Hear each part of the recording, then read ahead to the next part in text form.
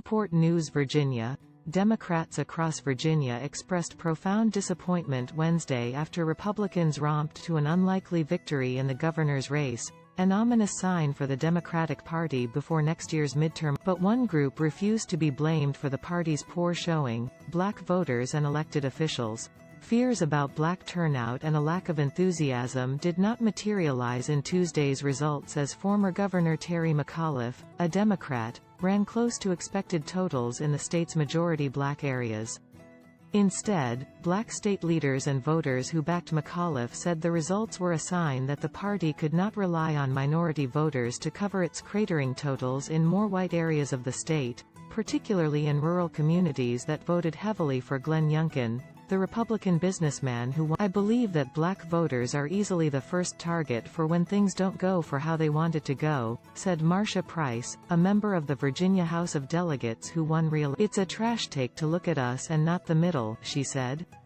The middle said Youngkin is more palatable than Trump, and they were willing to take a chance with him. Price's words reflect a sense among the state's black political class that communities of color are often blamed when Democrats. At the grassroots level, voters in Newport News also said that their support for McAuliffe did not mean they were satisfied with the performance of Democrats in Washington. Several voters cited a radio advertisement that had been playing on local stations saying black voters should not back McAuliffe because Democrats cared about black communities only during election season.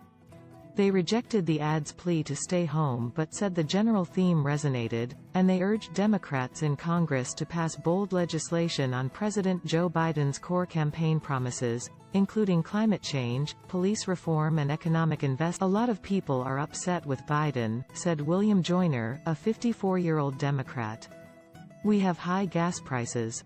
Everything is so expensive right." He added, Biden made promises to black people he hasn't kept yet. Tony McCreight, 68, who also voted for McAuliffe, said there was a sense among black voters that they were voting for Democrats only out of necessity. "Republicans are happy to come together to do the wrong thing," McCreight said, "but Democrats never come together to do the right